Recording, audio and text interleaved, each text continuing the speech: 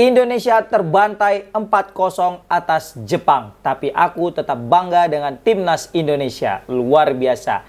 Kata itu layak kita sematkan untuk pertandingan kali ini, yang mana Indonesia memang secara tragis harus mengakui keunggulan timnas Jepang dengan skor telak 4-0. Tetapi satu hal yang wajib kita ketahui teman-teman di sini, bahwasanya ini Jepang merupakan tim terkuat di Asia, guys.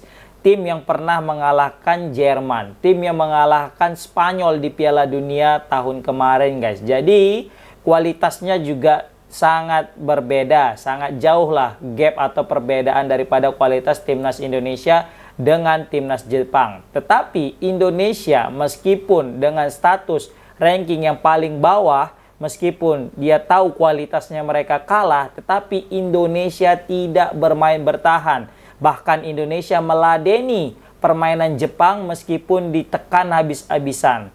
Indonesia bukan tanpa peluang, Indonesia bukan tanpa ruang, bahkan Indonesia memberikan peluang yang cukup matang.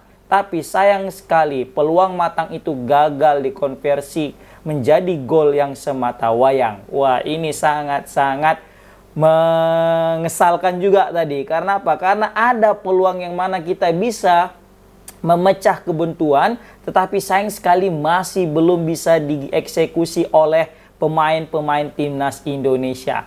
Ada 2 poin penting yang di sini mesti kita tarik kesimpulan dari pertandingan timnas. Yang pertama, jangan pernah buat kesalahan. Yang kedua, manfaatkan peluang sekecil mungkin. Ya, kita urai nih.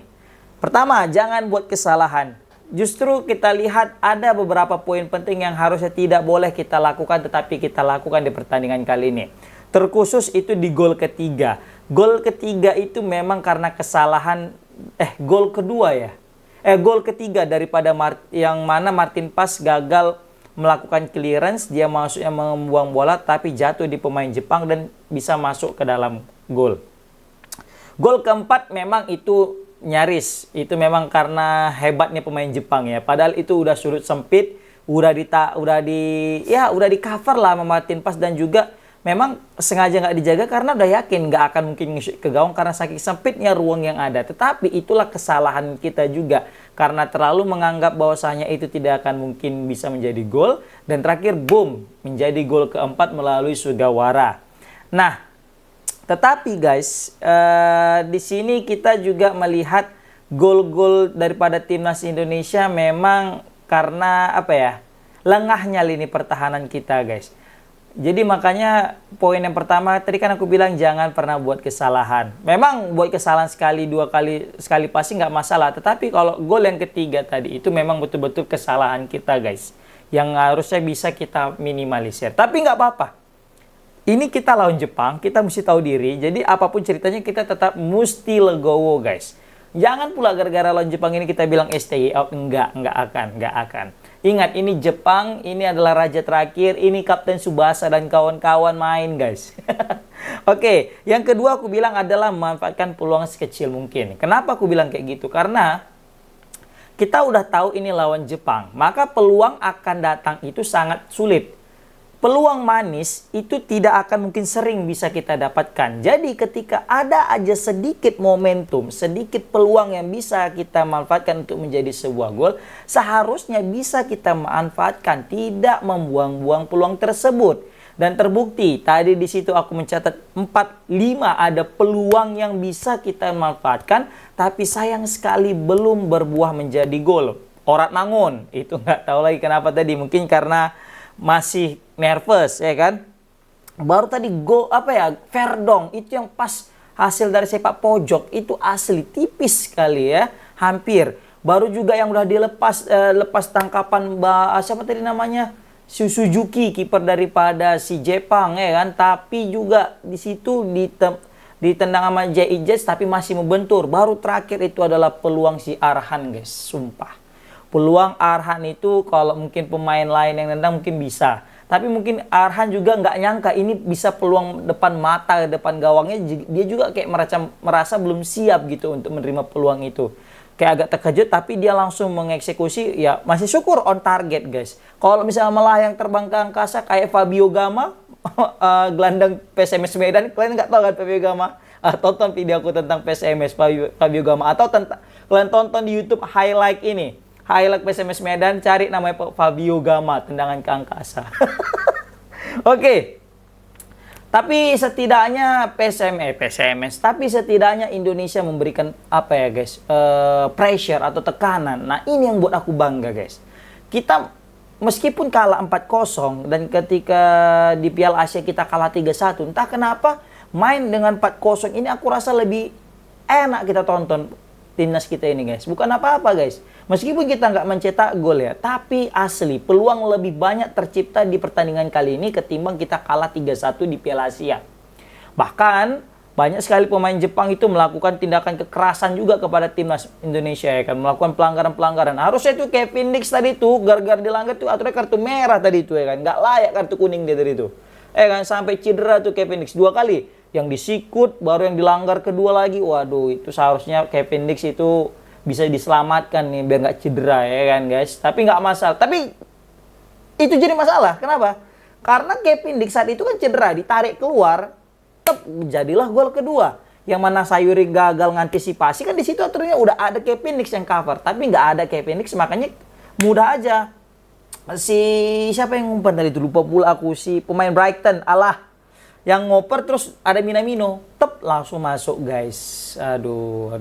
Tapi memang jujur gol pertama itu ya itu nggak kesalahan Justin Hubner, karena mau gimana pun Justin Hubner, ya nggak ada pun Justin Hubner di situ ya pasti tetap gol. Jadi ya Justin Hubner sudah berusaha guys, jadi nggak ada yang salah kan.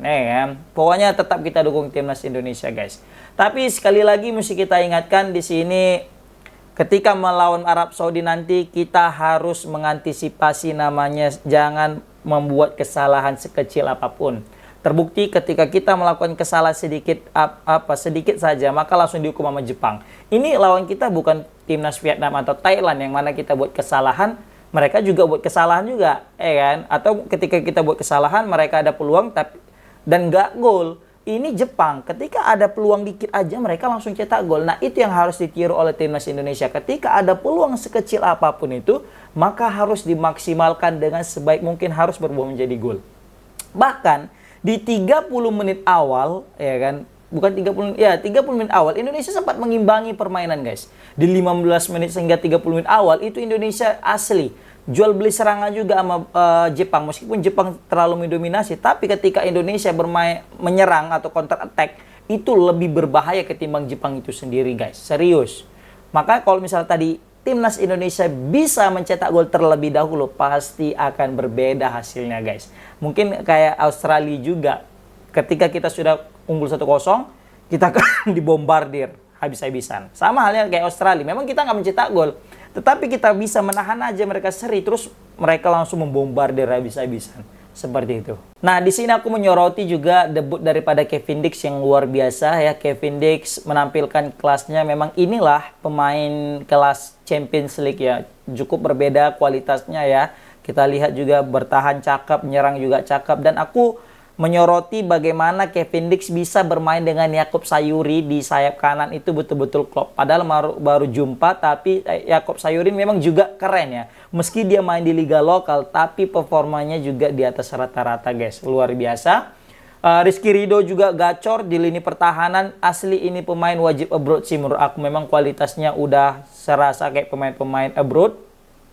Tambah lagi dia juga tenang ya. Meskipun dipres sama pemain Jepang, tapi dia juga tidak kalang kabut. Tetapi memang gol untuk dari segi lari, sprint, Rizky Ridho masih kalah dari pemain Jepang. Wajar, pemain Jepang ini kencang-kencang, nggak ada otak ya.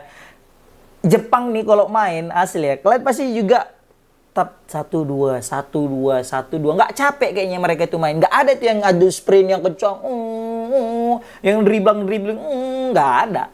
Pemain Jepang tuh 1-2, 1-2. Udah sampai depan aja. Ngoper lagi tap nyetak gol. Nggak ada itu yang egois, nggak ada itu. Dan satu lagi sih, wajar mereka kayak gitu guys. Mereka udah dari dulu, udah ditempah. Ini adalah project mereka dari masa lalu yang sudah berpuluh tahun, yang membuat mereka, timnas mereka seperti kuat seperti saat ini. Nah, Indonesia baru memulai guys. Makanya kita jangan terlalu berekspektasi lebih dulu dengan timnas yang sekarang ini. Berekspektasi boleh, tetapi jangan sampai berlebihan sehingga membuat diri kita sakit hati dan meluapkan kekesalan kita itu kepada pemain-pemain kita guys, atau merugikan orang lain gitu. Jangan. Ya kan? Mungkin 10 tahun ke depan, nggak usah 10, 5 sampai 10 tahun ke depan, timnas Indonesia pasti akan berbicara banyak di level Asia menurut aku, guys. Nah, ini yang jadi patut kita dapat pelajaran ya. Jadi jangan merasa sakit hati, jangan merasa kecewa dengan Indonesia kalah 4-0 lawan Indonesia. Jangan. Kan Jepang kita kalah sama Jepang 4-0 timnas Indonesia. Jangan merasa sakit hati. Kita mesti bangga, guys. Bayangkan Jepang mau datang ke Indonesia main di ajang kualifikasi round 3 bukan karena pertandingan persahabatan, guys, tapi main di level Piala Dunia. Nah, ini juga pelajaran penting kita bermain dengan pemain-pemain kelas dunia sehingga kita bisa memetik pelajaran, guys. Tapi satu yang aku soroti adalah masuknya Pratama Arhan asli membuat lini pertahanan Jepang langsung kocar-kacir dengan lemparannya.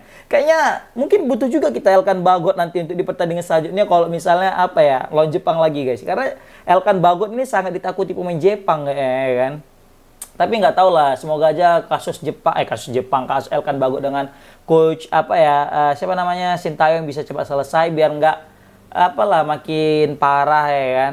Bukan makin parah, maksudnya biar nggak makin parah hubungan mereka gitu.